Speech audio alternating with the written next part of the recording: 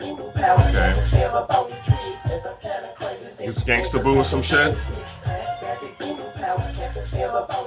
All right. Let me play the real beat. This is the real beat. Yeah, that's the real beat. Fucking weak. Okay, now let's talk about this new Nas album, man. It's a chore to get through these shits, man. Obviously, you know my number one criticism hasn't changed. It's still gonna be the same. Hitboy, Midboy, giving you garbage ass beats over and over again. Like I said, it's more interesting to know how this even came about and why Nas is even doing this many albums. That's the rap album I want to hear. How did y'all and Hitboy link up, and why so many mid beats? That's what I want to know. But anyway, I'll try to be fair. You know, I mean, I'm a fair guy. You guys know this. Like, I'm not trying to hate on niggas. Like, that's not my thing at all. But it's just so much weak shit out here, man, that, like, honestly, it's not helping the game. So I got notes. Let's go through this bit by bit. So the album starts off with Abracadabra. Not a great song by any means. I would say this is probably the highlight, honestly, right away. It's probably why it's the first track after that pointless intro. So it's the track that attempts to at least have the most sort of feeling. It's all right. It's a one-time listen. I don't feel like listening to it again, but at least it's not complete trash. But it's still whack in the grand scheme of things because I don't want to hear it again. Now, we get to Office Hours, right? Office Hours makes you really appreciate Nas for real, because when you hear 50, you're like, wow. You're washed, homie. Listen, okay, I'm a 50 fan. I love 50, respectfully, okay? Like, again, I'm not trying to be disrespectful to niggas because these guys are artists, and I really respect 50 a lot. Like, Get Rich or Die Trying is one of the greatest rap albums ever made. I think it's natural that over time, maybe your flow doesn't hold up as much as it could or whatever. And again, I'm just being brutally honest here. So, in my opinion, I don't necessarily think that 50 did the best on this. I think when you hear Nas in comparison, it does make you go, man, like Nas has held up very well compared to his contemporaries. And I think this is why I'm so frustrated with Nas, you know, rapping on Hitboy shit. Because to me, Nas is in his twilight years almost, and I don't want, well, maybe not even quite twilight yet, but a little bit before that, where he's still fresh. He still sounds actually energized. He still sounds pretty decent. He doesn't sound like as energetic and as amazed as he was, obviously, when he was, you know, younger. But we're talking, that's like 30 years ago, right? It's understandable.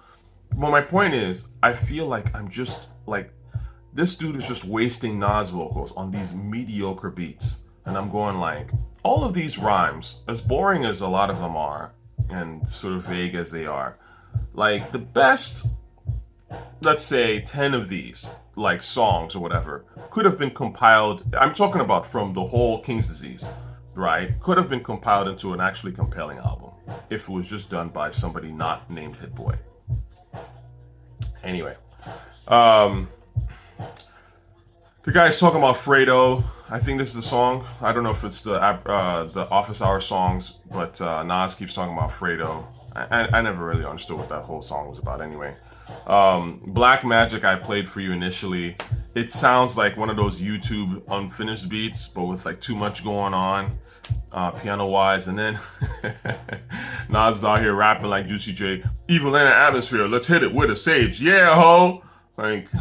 that shit sucks. I'm sorry. It just sucks. Motion. This is boring.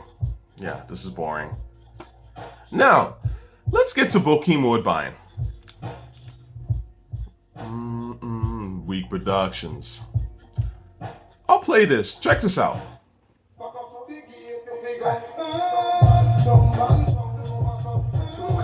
I was like, okay, let's go. What happened? Why did the beat change? Follow me here.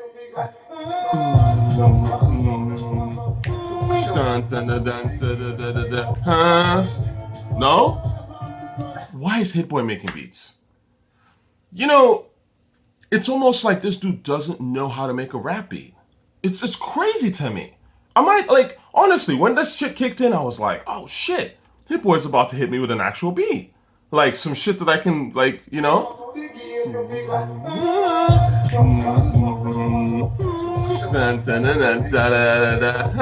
Like, I was like, oh shit, let's go.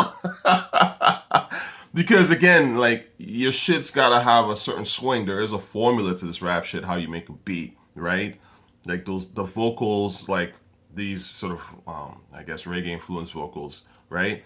They are there to punctuate certain shit and get the rhythm going. So when it just went somewhere else, I was like, Hitboy trolling with that one, man. That's garbage. I'm sorry. Now, Nas, let's get back to this moving on to weak production shit. Because again, so much of this is weak. But the point is this, right? The bad beats is what is at the center of all this stuff. And bad beats are a problem because they make albums unlistenable. But number one, they make it unlistenable. Number two, it makes the artist like ramble. You know what I'm saying? You get someone like a Nas who should be sharper with the pen, but because these beats don't really say anything or do anything, you end up just with him saying all this scattershot shit or stuff where he's just kind of like, he's bought into his own mythology, right? So for example, he's like, this is rock star status, Neil Young with a bounce. You know, it's like, that's not the elegant Nas that I know. You know what I'm saying? Necessarily, to me, it's boring. You know what I'm saying? Like, you've now bought into this mythology. I get it. Nick's been dick riding forever. So now it's like you're feeling it. And okay, cool, but you could make this more interesting. You know what I'm saying? But I get it. It's like the beats are trash, so it's just some shit that you throw out there, right? That's why they can never really build any hype for these things. It's not like something that you can announce, hey, I'm doing this magic album. It's gonna come out in like 6 months, a year from now, and we're working on it, because there's no way they can maintain interest. Like, this is some shit, it's gotta be quick. It's like, I'm gonna clear my Instagram 3 days before so that people know it's coming, and then drop it right away. Easy, quick, and then we'll forget about it. Earvin, Magic Johnson, like I said, whatever. Now, this one, what this all really means. Nas has this line in here where he's like, let me see here in my notes. Because this was, to me, the epitome of rambling. Black and proud shirts, white Jesus pieces on Cuban link. Civil War chick, yo, she black and white on Egyptian sheets. Huh? The thing that this reminds me of that the immortal line on One Mic where what is it, something like I had 16 shots from twin Glocks, one hit your crew, so that's 33 shots or some shit. But that was that didn't make sense necessarily, but there was more logic and it was funnier and it was memorable as fuck. This is boring. I will forget this line for sure. You know what I'm saying? This, whatever Nas was talking about here. Did a double album when rap double albums was starting. They bootlegged I Am, an album at heart. Nipsey meant me to do a doc about it before he departed. He talked to Stout about it because he was part of the project. Yeah. What? Who gives a shit? Like, this is so lazy to me. It's literally like, yo, Nipsey, we went to downtown somewhere on Pico Boulevard. We had a sandwich. Cantor's Cantor's Deli. Yeah. Like, that's what that is. Lazy. Again, this is not the Nas I'm used to, but again, the Nas I'm used to doesn't rhyme on Hitboy, because he would never, right? Again, there's a real story behind this. I think there's a documentary series. You know what? Let's do a documentary series on how Nas and Hitboy connected and why they continue to make music. That's what I want to know about. Fuck out of here, man. Let's play some actual Nas shit, man, because, as I was listening to this album, I had to come back and just, like, cleanse, man. Just got boring. Just like come on. The nigga like CeeLo. The energy, the direct, out of your chest. Say Chiseled. Come on, man. You know my favorite line of this whole shit? Think to bring late peoples. What you say? This is my shit. Cause the streets ain't no gym. This is fun. The streets ain't no gold's gym. Poppy, and if I feel it go down, then my niggas will spot me. Wait, don't even mean nothing. Come on! Facts! When Nas was spitting that, you're just like, I miss that Nas, man. You know, again, I know it's not gonna come back. I know it's like it's old, blah, blah, you know. Get off my sack, haters, you know. I get it, but it's like, we know the standard, okay? The new niggas who are gassing Magic and all this shit, they don't know the standard. They're celeb chasing. I get it, you know what I'm saying? But Nas was at a certain standard. And again, I understand that things change, people get old, it happens. But there is a bar. And it would be dumb of me and delusional of me to pretend like there isn't a bar. You know what I'm saying? We already know that there's a bar, right? Anyway, continuing here, Nas has Slow It Down. That was boring. Skipped. Nas has this other one where it's like pistols on your album cover. That was boring. And you know, all the name dropping, the KRS-One and the Coogee rap. And again, Nas has always shouted them out in ways, you know, like in certain records. But I guess what I'm trying to say is that now it seems very scattershot. It's almost like a reverse Game. Funny enough, Game came in kind of sounding like Nas, but like way more boring and was just name dropping all the time. And so Nas is kind of like, I don't know, he's just doing that, you know, like he, again, speaking of being vague and boring, like the Nipsey thing, he's like, oh, I put Nas, you know, I was with Pac and we drank Henny. And again, while that sentiment might mean something to him, as a listener to me, I don't give a fuck, because I'm sitting there going like, so what? Like you and Pac met and you gave him Henny and you took it to the throat or whatever. Okay, like what's this got to do with the song, first of all, and why is this actually important to anyone not you? Do you know what I'm saying? Again, the beats on here are trash. They are beats with no real feeling. There's no real like sort of idea thread in them where you can kind of go a certain way. They don't create such a strong vibe or sonic world where you're like, oh yeah, I'm here, so I'm going to rap about this. And that's again a failing of a producer. You know, the point of making a great beat is that beats, they're supposed to be exploratory, right? I've always said beats are the cornerstone of hip hop, 1000%. And that's how you know. When you listen to these whack albums, 99% of them have whack beats. And that's why they fail. And the ones that are classic, 99% of them have amazing beats. That's why they're classic. Let's look at this Nas example, right?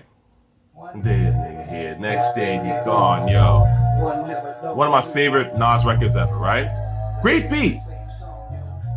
Let me just pause that for a second. I'll put his foot in this beat, okay? This is a beat, like right away you're like, where am I, right? But it hits you. It's like this outer space kind of like dark but cool, you know what I'm saying? Planetary, almost like feel, spiritual feel. So right away you're in this like, oh, I gotta exercise some demons type of thing. I gotta get some shit off my chest. And that's what Nas does. He's like, let me just get these rumors off my chest. As for those of y'all who've listened to this song, One Never Knows, you know what I'm talking about. And he does it in stunning fashion.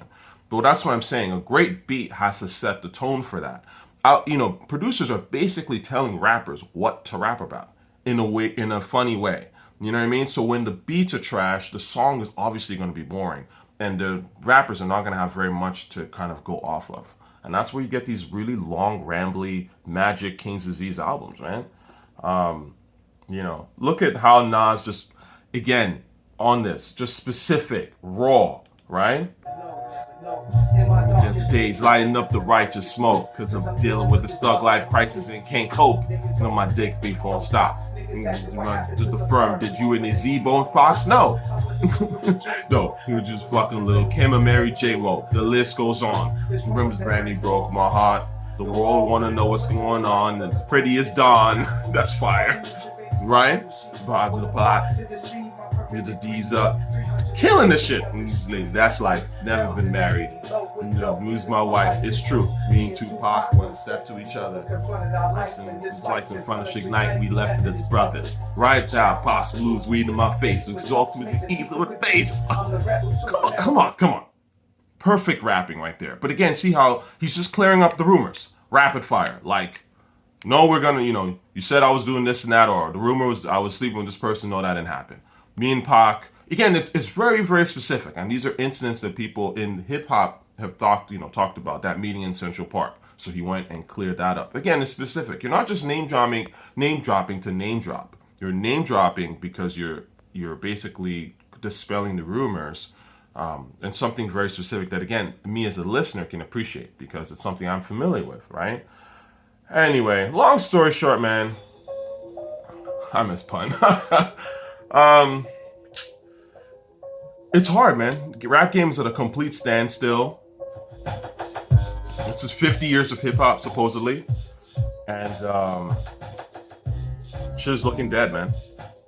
I hate to say it, but just one whack release after another. Of course, this will get praised. I understand that. People will praise this on the internet because that's what they do. 99% of them don't listen to hip hop, don't give a fuck about it. They like celebrities who rap, not hip hop. It's a difference, okay? Which is why you'll see them follow Nas or whoever appears to be a celebrity in hip hop. They'll dick ride that person, but in general, actual hip hop music is not something that they're interested in. You know what I mean? I've seen various YouTube channels whenever they talk about rap or Nas's unprecedented run, and then they start talking about basketball, and I'm going, what the fuck are you talking about? Like, I'm saying, first of all, your basketball analogy is trash, but secondly, we're talking about hip-hop. Hip-hop and basketball are not the same fucking thing. Like, they're not the same, they're entertainment, but they're not in the same genre. They're completely different things. So if I'm talking hip hop, and the moment I start talking hip hop, I start rambling about basketball. That shows that I don't really have the knowledge required to have a sustained hip hop conversation right away. That's why when we start rambling about, that's like LeBron, when it's like, okay, you don't have enough hip hop knowledge to even really sustain this conversation because you're not reaching outside. You know what I'm saying? That's like when Mark Zuckerberg was like, what's that got to do with shit, bro? Like, you know what I mean? And this is where we are, man. It's all narrative. It's all clout, weak shit. People hyping up weak shit because they want to seem down with something. And at the very center of it all, in my honest opinion, it's fear. Let me get to what I mean by that. I think that we live in an era where people want to get heard, right? Obviously, social media tools have given us the opportunity to be heard. And there's artists out here. There's a lot of artists. In fact, too many. There's a deluge of artists. Most of them are trash. Most of them will not take the time to actually think about making something new and exploratory. But I don't blame them because the algorithms don't favor that at all, right? And you know how hard it is to get people on board for some new innovative shit. So what do? You try to get your clout up. You try and show how much of a nut hugger you are. So it's a nut hugger Olympics. I'm a bigger nut hugger than you because that's how you get heard. That's how you feel seen, right? I get it. And also when shit is weak, right? When new shit is super weak, you tend to cling to older stuff even harder, right? Because it's safe. It's what you know, right? So that's why these guys obviously are clinging really hard to the Nas's and the Hoves of the world. And again, it's not to say that those guys aren't worth clinging to. They're amazing artists. These are amazing artists. Nas, Hove, amazing, amazing rappers, right? But we need new shit, okay? You gotta come with something new. We gotta challenge people. We gotta challenge artists to make new shit. And when they don't drop new shit, we should say, where's the new shit? You know what I'm saying? So all in all, man, I'm gonna end it there. Obviously wasn't feeling it. You already know I wasn't gonna feel it because I don't like these beats, bro. And I said this back in the Old King's Disease, the first one. So that's that. Hopefully you enjoyed it more than me. If you did, if you didn't, feel free to let me know in the comments. Feel free to go at me, the gap tooth bastard. You already know. It's just my opinion, man. All right, one.